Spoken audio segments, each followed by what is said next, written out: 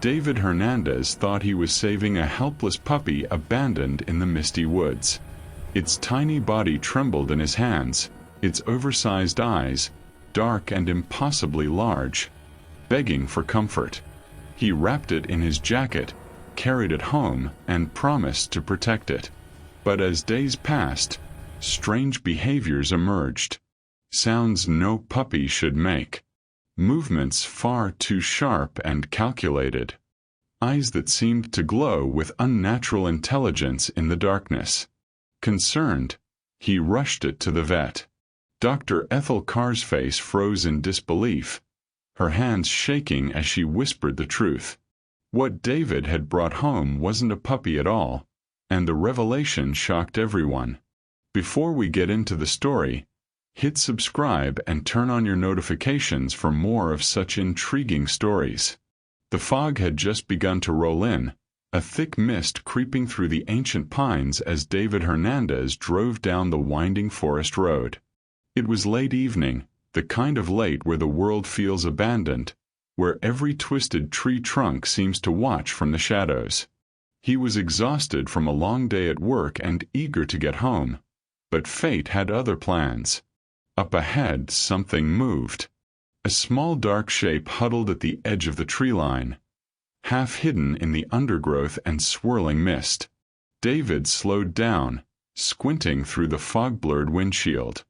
At first, he thought it might be a fox kit, or maybe just a discarded bundle caught in the bushes, but then the shape lifted its head, and two enormous glassy eyes, like polished black marbles, reflected in the beam of his headlights. His heart clenched. It was tiny, fragile, and trembling violently. "Oh no," David muttered, pulling over quickly. He stepped out, the damp evening air chilling his skin, and approached slowly, cautiously. The creature didn't move, only stared with those impossibly large eyes. It was no bigger than the palm of his hand, with sleek jet-black fur that seemed to absorb the light. Its ears, pointed and disproportionately large, twitched at every sound, and its little body shook as if the cold forest night might swallow it whole. David's first thought was immediate and simple. Puppy. Someone had abandoned it, left it here to die alone in the cold woods. He felt anger rise in his chest at the thought of such cruelty. "Who could do this?" he whispered, carefully extending his hand. The creature didn't bark, didn't whimper. Instead, it let out the faintest chittering sound, almost like a bird's call mixed with a kitten's cry. Its tiny claws, surprisingly sharp, clung desperately to David's fingers as he lifted it from the damp ground. The weight, or rather the lack of it, nearly broke his heart. It couldn't have been more than a few weeks old. David cradled it gently against his chest, shielding it from the cool mist. The creature blinked up at him with wide, liquid eyes, as though recognizing he was its only chance at survival. In that instant, something shifted inside him. He wasn't just picking up a stray animal. He was rescuing a life. Back at his car, David wrapped the trembling body in his worn denim jacket from the back seat. "It's okay, little one. You're safe now," he whispered softly. The creature curled into the warmth, its tiny pointed face tucking beneath the fabric as it drifted into an exhausted sleep. The drive home felt surreal. David kept glancing at the bundle beside him, his heart softening with every shallow breath it took. But as the minutes passed through the fog-shrouded forest, he couldn't shake one unsettling thought. Something about this creature seemed different. Its head was oddly angular, not quite the rounded shape of a puppy's. Its eyes were too large, too knowing, almost luminous in the dim light. And its movements, though weak, seemed strangely calculated, like it wasn't struggling to survive. It was adapting, watching, learning. David brushed the thoughts aside. Exhaustion and emotion were clouding his judgment. After all, what else could it be besides a puppy? Still, when he pulled into his driveway, the fog now hanging heavy around his small house. He felt an inexplicable chill run down his spine. Holding the bundle close, he whispered again, as much to himself as to the creature, "Don't worry. I'll take care of you." As he stepped into the warm glow of his home, David had no idea that this single act of compassion, rescuing what he thought was a helpless puppy from the misty woods, was about to unravel a mystery so shocking it would leave even a seasoned veterinarian frozen in fear. David placed the tiny bundle on a soft towel in his living room, his hands moving carefully as if he were handling something made of glass. Midnight stirred, blinking against the sudden warmth of the house. Those enormous eyes glistened in the lamplight, reflecting back his own worried expression with an almost mirror-like quality. "Poor thing," he murmured, gently stroking the damp fur with the corner of the towel. The creature made that strange chittering sound again, soft and high-pitched, but nothing like the yip of a puppy. It clutched the towel with surprising strength for something so small, curling its sharp little claws into the fabric before finally relaxing in his hands. David's heart melted. He couldn't remember the last time he'd felt this needed, this important to another living thing. He set a shallow dish of warm milk on the floor, hoping Midnight would take to it. The creature's nose twitched, testing the air with rapid, deliberate sniffs. Then, with movements that struck David as oddly graceful, Midnight wobbled forward and began to lap at the liquid with surprising eagerness. David smiled, relief washing over him. "That's it, buddy. You're going to be okay." He watched for several minutes, his exhaustion temporarily forgotten. There was something mesmerizing about the way Midnight moved, fluid and precise, almost like a shadow flickering across the floor. The creature's tail, thin and whip-like, twitched rhythmically.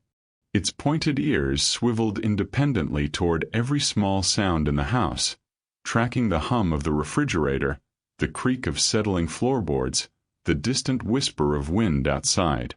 Even in this fragile state, Midnight seemed unusually alert, as though constantly studying its surroundings with an intelligence David hadn't expected from such a young animal. By the time Midnight finished drinking, its belly was round and full. The creature waddled back to David, pressing against his leg with what felt like genuine affection. He reached down and lifted it carefully, surprised again by how light it was, how delicate. Without hesitation, Midnight curled into his chest, tucking its tiny elongated snout beneath his chin. David's throat tightened with emotion. He had only known this creature for an hour, yet he already felt fiercely protective, as if fate had placed this fragile life into his hands for a reason. The loneliness that had haunted his empty house for months seemed to lift, replaced by something warmer, something that felt like purpose. That night, he made a small bed from a cardboard box, lining it with an old sweatshirt. Midnight nestled into it immediately, but when David tried to step away, the creature let out a sharp, plaintive cry and scrambled toward the edge. David chuckled softly, lifting it back into his hands. All right. You want company." Against his better judgment, he let Midnight sleep curled on his pillow. He lay awake for hours, listening to the creature's tiny breaths, feeling its warmth against his cheek. In the darkness, he noticed how Midnight's eyes caught even the faintest light from the window, glowing with an eerie luminescence that made his skin prickle. But he pushed the unease away. This was Midnight, his responsibility now, his companion. And despite the strange features, the oversized pointed ears, the angular snout, the uncanny grace, David couldn't imagine his life without this mysterious little creature already. By morning, the bond between them had deepened into something unshakable, even as questions lingered in the back of his mind, waiting to be answered. As the days passed, Midnight settled into the house like it had always belonged. But it wasn't like any puppy David had ever raised. The creature never barked or whined. Instead, it made odd chirping sounds, sometimes low and trilling, sometimes sharp enough to make David's head turn sharply. The noises echoed strangely in the quiet house, more like something you'd hear in a forest at dusk than from a domestic animal. Its eyes seemed almost too expressive, following David wherever he went with an intensity that sometimes made him pause mid-step. And unlike most young pups that stumbled clumsily as they explored, Midnight moved with an eerie precision. Its steps were light, calculated, almost silent against the hardwood floors. The way it leaped onto furniture, clearing heights that seemed impossible for its size, reminded David more of a cat than a dog. One evening, while David read on the couch, he felt eyes on him. Looking down, he found Midnight perched on the armrest, staring at him with that unnerving focus. The little creature tilted its head, those oversized pointed ears rotating forward, and let out a sound that sent a chill down his spine. Not a bark, not a meow, but something caught between the two, a chittering trill that seemed to ask a question David couldn't understand. He laughed nervously. "You're a strange little guy, aren't you?" Despite the oddities, David's attachment grew stronger by the hour. He took photos, posted them online, and shared them with friends. The responses came quickly, but they weren't what he expected. "Dude, that's the weirdest puppy I've ever seen," his coworker Jake texted back, followed by 3 confused emojis. His neighbor, Mrs. Chen, came by one afternoon with a casserole. She spotted Midnight curled on the back of the couch and stopped mid-sentence. "David, honey, what kind of dog is that supposed to be?" "I found him abandoned in the woods," David explained, feeling oddly defensive. "He's just a puppy. Maybe a mixed breed." Mrs. Chen leaned closer, her expression uncertain. "Those ears. And that snout. Are you sure it's a dog? My grandson has pet rats that look more like puppies than that thing." "He's not a thing," David said more sharply than he intended. "His name is Midnight, and yes, he's a dog." But Mrs. Chen's words lingered after she left.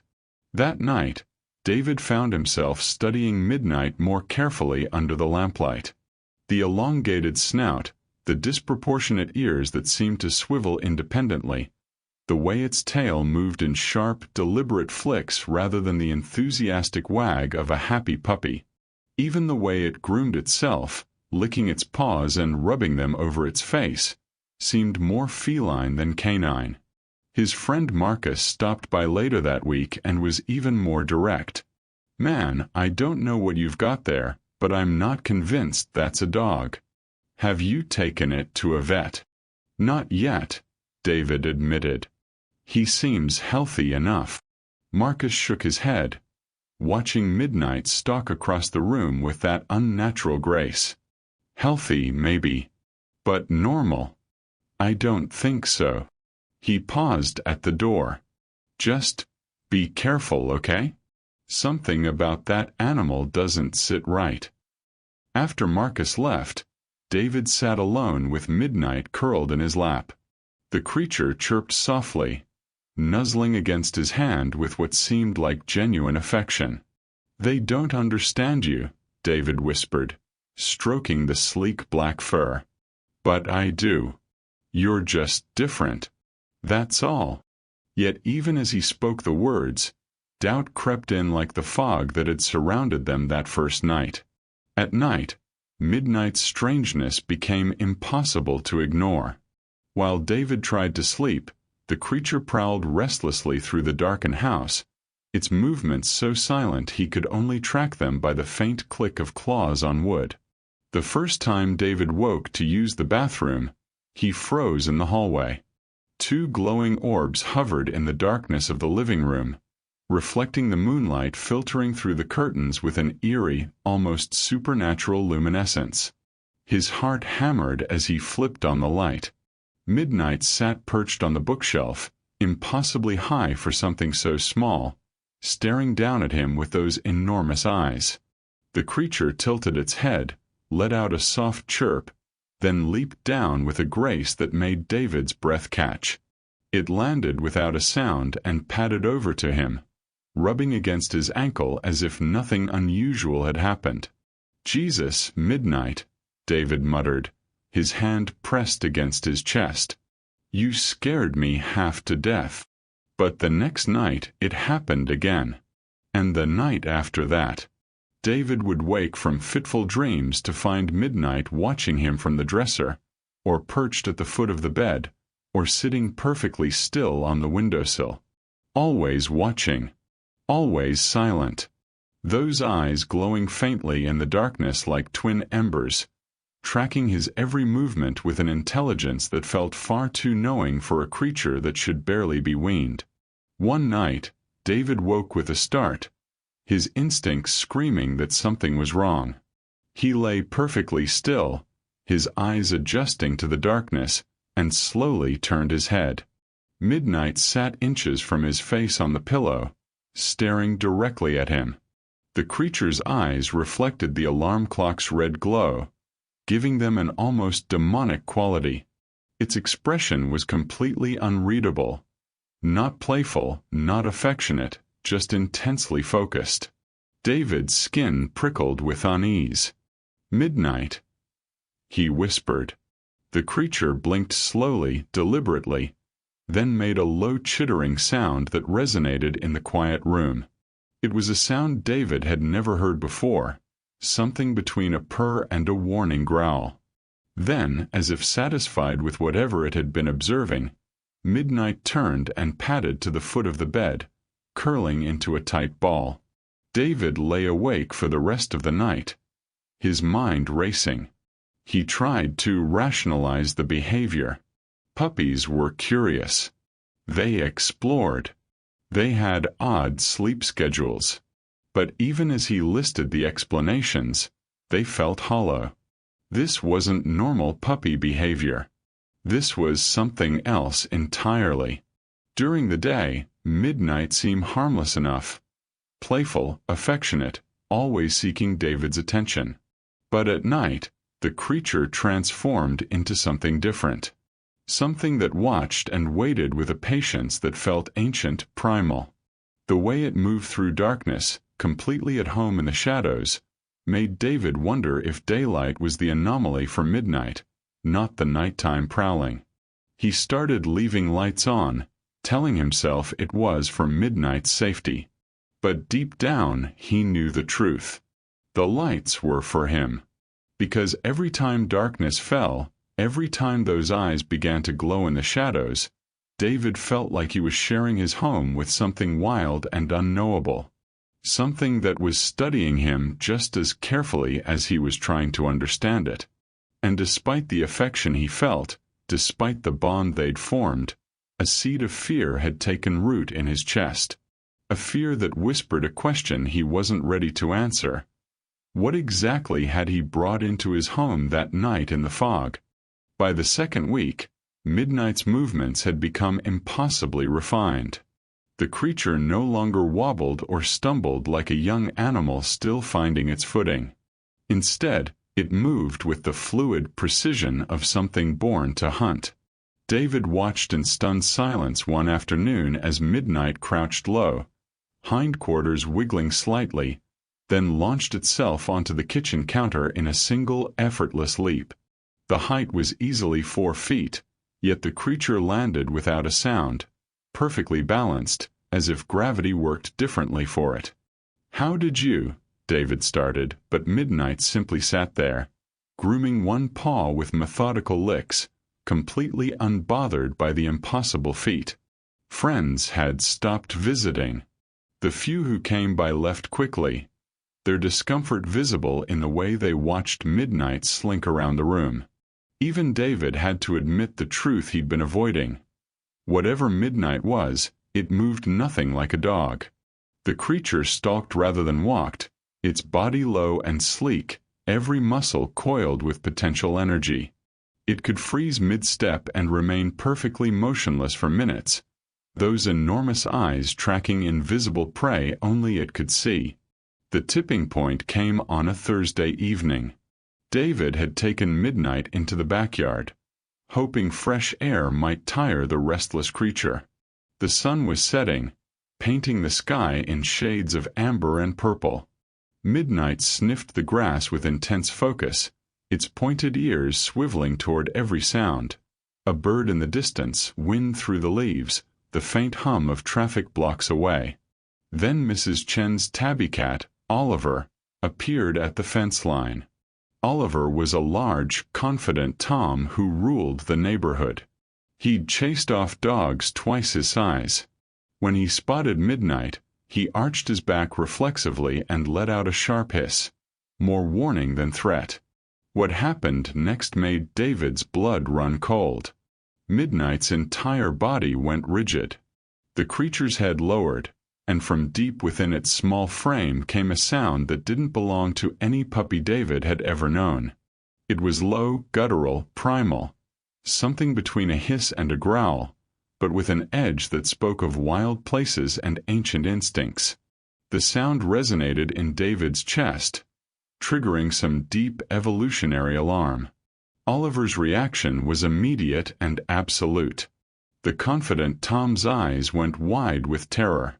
His ears flattened against his skull, and he let out a yowl of pure fear before bolting away so fast he was a blur of orange fur. He didn't just retreat.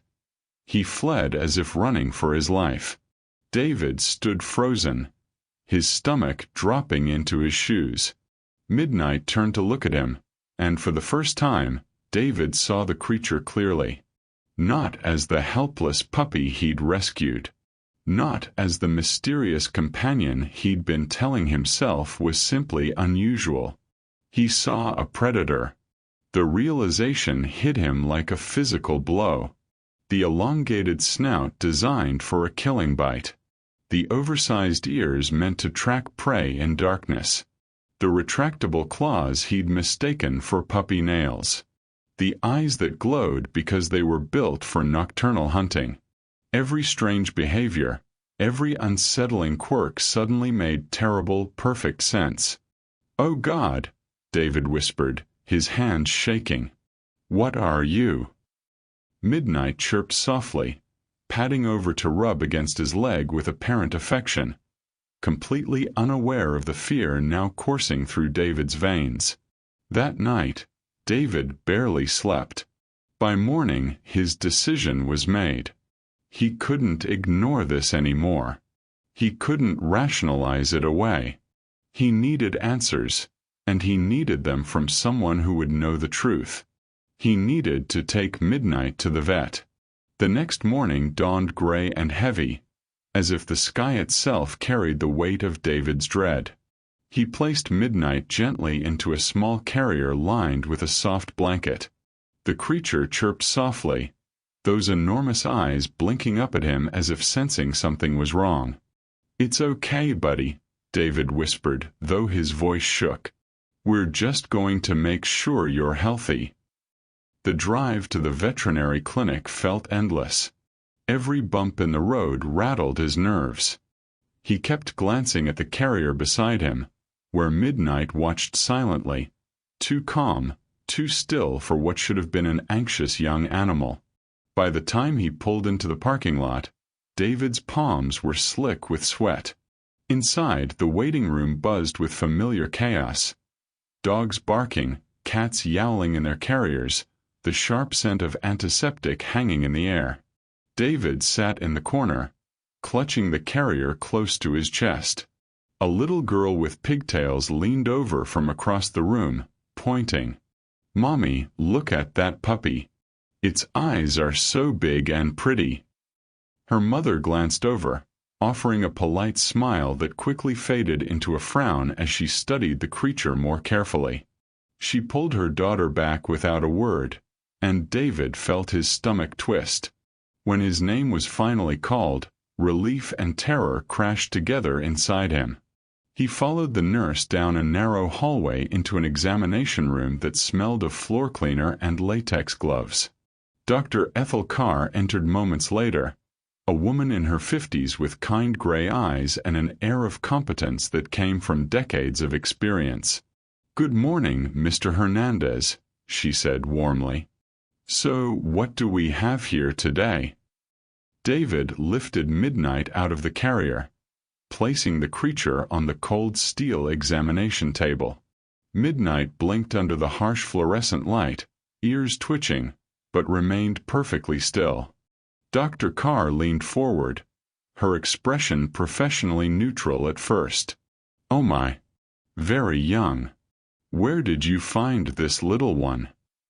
"In the woods," David explained quickly. "It was foggy and he was just sitting there abandoned. I thought it was a puppy someone had dumped." The vet didn't respond right away. She adjusted her glasses, then gently touched Midnight's head, running her fingers along the skull structure. She lifted one tiny paw, examining the pads, then carefully pressed until small, curved claws extended. Her brow furrowed deeply. She checked the creature's teeth next, pulling back the lip to reveal elongated canines that seemed far too sharp, too developed. The longer the examination went on, the more Dr. Carr's expression shifted, from curiosity to concern, then to something that looked disturbingly like alarm. David's heart began to race. Is something wrong? Is he sick? Dr. Carr didn't answer immediately. She stepped back from the table, removing her glasses to clean them with trembling hands. Her face had gone pale, and when she looked at Midnight again, there was something in her eyes David had never seen in a veterinarian before. Fear. She turned to face David directly, and her voice, when it came, was barely above a whisper. "Mr. Hernandez, where exactly did you say you found this animal?" "In the forest. On the side of the road near." "And you thought it was a puppy?" She cut him off, her tone urgent now. "Yes, I mean, what else?" Dr. Carr's throat worked as she swallowed hard. She glanced at Midnight one more time, then back at David. Her next words made the room feel impossibly cold. "Mr. Hernandez, this is not a puppy. Not even close." The words hung in the air like a death sentence. David blinked, his mind refusing to process what he'd just heard. He looked down at Midnight, who sat calmly on the table, staring back with those impossibly large, knowing eyes. "What do you mean?" David asked, his voice cracking. "If it's not a puppy, then what is it?" The silence in the exam room stretched painfully, broken only by the faint hum of the fluorescent lights overhead. David shifted his weight, his eyes darting between Dr. Carr and the small creature perched calmly on the steel table. Midnight tilted its head, those wide black eyes glinting as if it understood every unspoken word.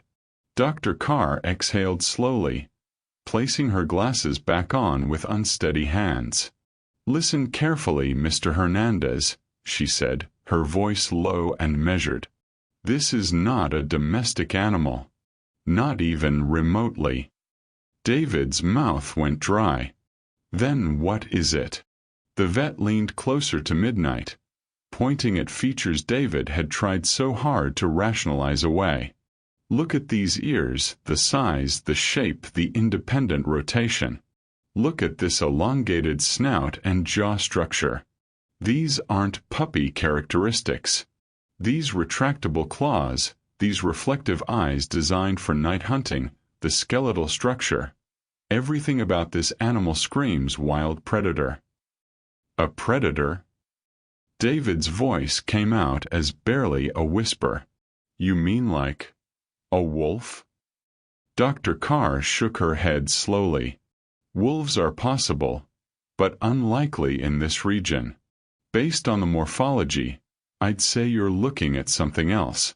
This could be a young fox, possibly a kit that was separated from its mother.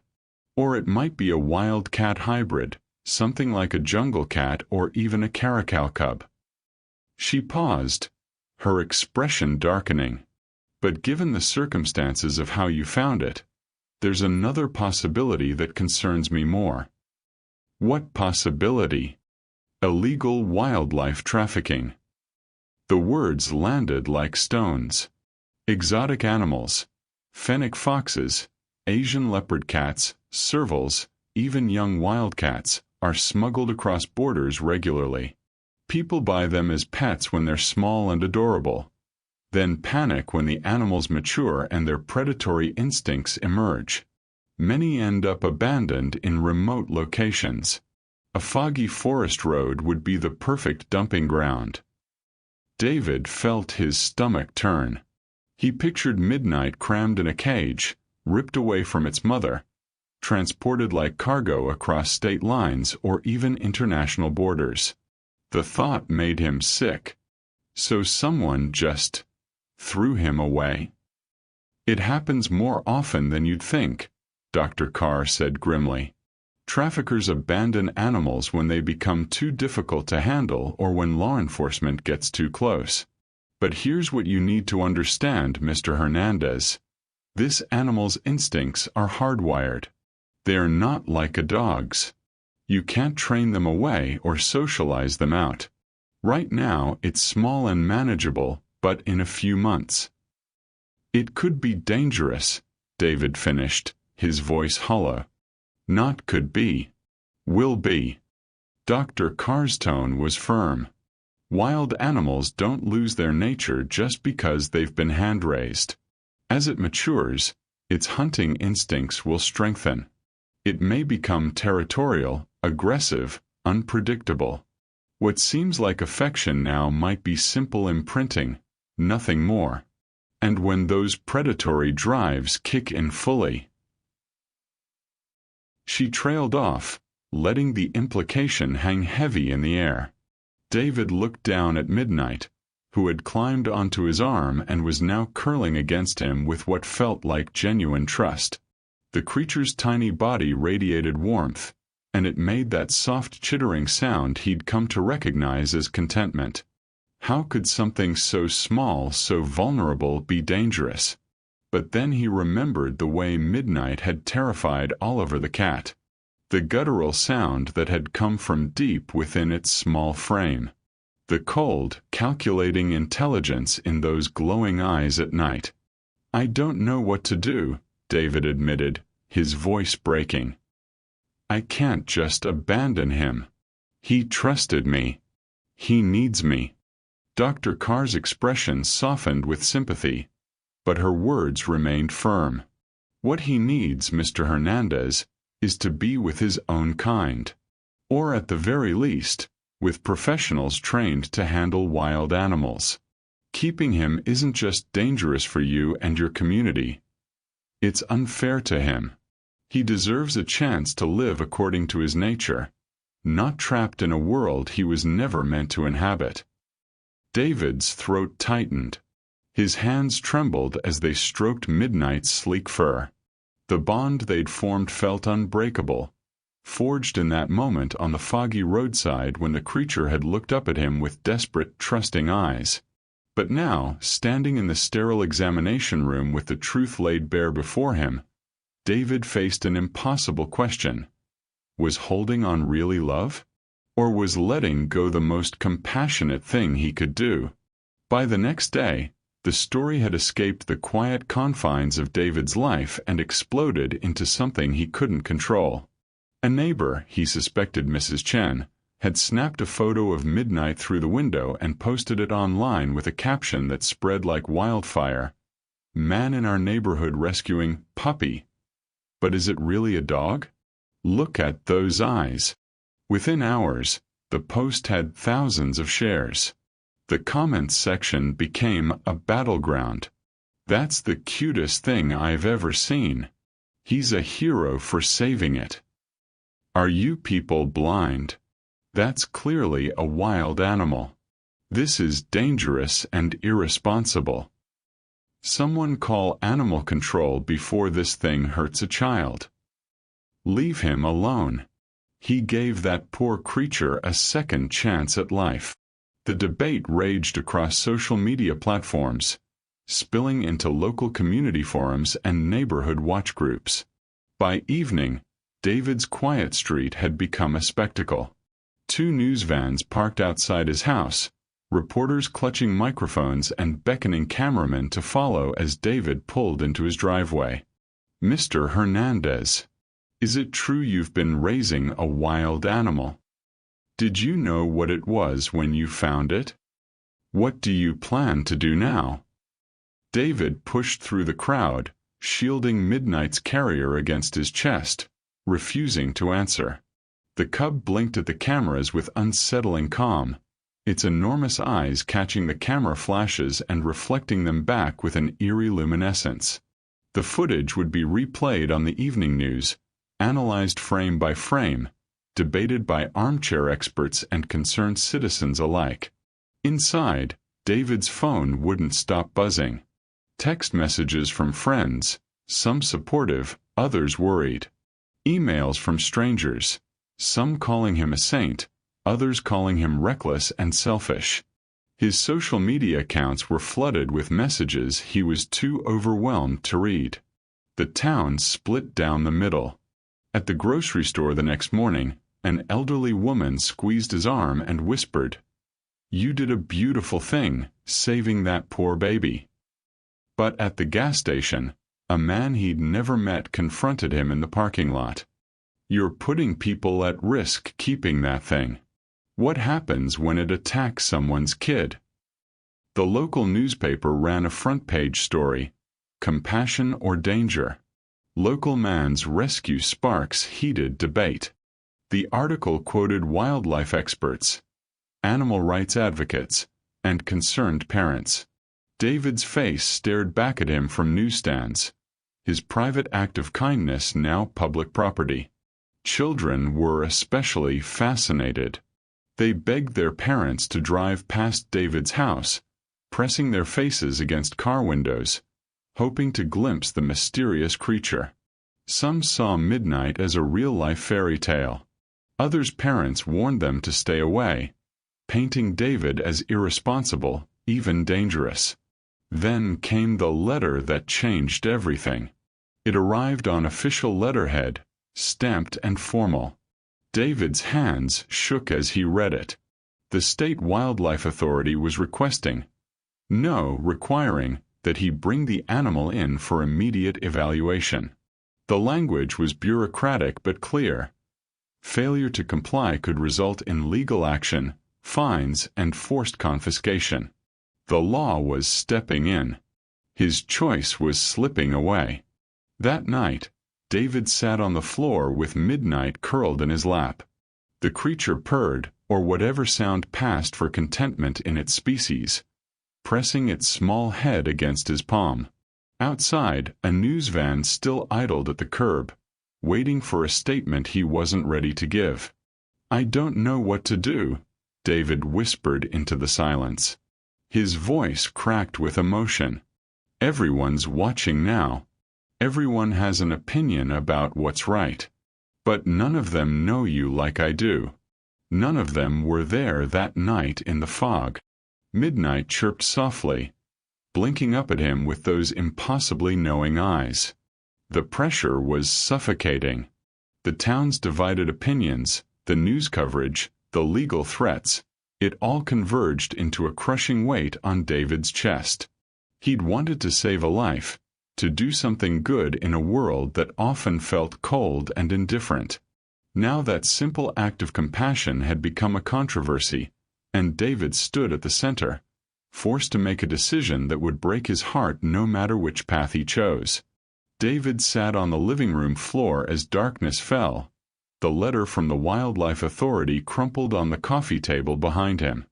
Midnight was curled in his lap, those enormous eyes half closed, tiny chest rising and falling with each peaceful breath. Outside, the news vans had finally left, but the weight of their absence felt heavier than their presence. He stroked the creature's sleek black fur, memorizing every detail. The oversized pointed ears that twitched at the slightest sound. The delicate snout that wasn't quite a puppy's. The sharp little claws that had clung to him that first foggy night. Every strange, beautiful feature that had slowly revealed the truth he'd been too afraid to accept. "I wanted to save you," David whispered, his voice thick with emotion. "I thought I was giving you a home, a future. But Dr. Carr was right, wasn't she? This isn't your world." Midnight stirred, letting out a soft chittering sound, and pressed closer against his chest. The gesture felt like trust, like affection, and it nearly broke him. David's mind drifted to the future he'd been avoiding. Midnight growing larger, stronger, its predatory instincts sharpening with each passing month. The creature that had terrified a full-grown cat with a single sound.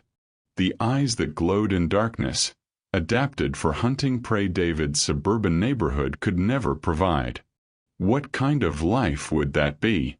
Trapped in a house, fighting against instincts millions of years in the making, never knowing the wild spaces it was born for? "You deserve more than this," David said quietly. "More than me trying to turn you into something you're not." The realization settled over him like the fog from that first night. Heavy, inescapable, but somehow cleansing. Love wasn't just about holding on. Sometimes it was about having the courage to let go. By morning, David had made his decision. He packed a small bag with Midnight's blanket, the denim jacket he'd first wrapped him in, and a worn toy the creature had grown attached to. Each item felt like a piece of his heart being carefully folded away. He placed Midnight gently in the carrier one last time. The cub chirped in confusion, pawing at the bars, not understanding why this trip felt different. "It's okay, buddy," David whispered, though tears blurred his vision. "You're going somewhere better. Somewhere you can be who you really are." The drive to the Wildlife Rehabilitation Center felt both endless and too short. David's hands gripped the steering wheel so tightly his knuckles went white. Beside him, Midnight watched through the carrier door, those intelligent eyes seeming to ask questions David couldn't answer. At the center, staff members met him with solemn, understanding expressions. Papers were signed. Questions were answered. Then came the moment David had been dreading. He knelt beside the carrier, pressing his hand against the mesh door. Midnight pushed his small face against David's fingers, chittering softly. That sound that had seemed so strange at first but had become as familiar as his own heartbeat. "Thank you," David whispered, his voice breaking, "for letting me be part of your story, for trusting me when you had no one else. I hope someday you understand why I had to do this." A staff member, a kind woman with gentle hands, lifted the carrier carefully. Midnight's eyes never left David's face as she carried him down the long hallway toward the rehabilitation wing. The chittering grew fainter, more distant, until finally it faded completely, swallowed by the building's depths. David stood frozen in the lobby, tears streaming freely now, his chest hollow yet somehow lighter. He had done the right thing. The impossible, heartbreaking, absolutely right thing. Outside, the morning sun broke through the clouds. David took a shaky breath and whispered to the empty air, "Sometimes the hardest truths teach us the most important lessons." And for the first time since that foggy night, he felt at peace. Thank you for watching this story to the end. If you enjoyed this story, you will surely love the next one. It is as intriguing and heartwarming as you can ever imagine. So do check it out. Click on the image showing on your screen to watch the next one.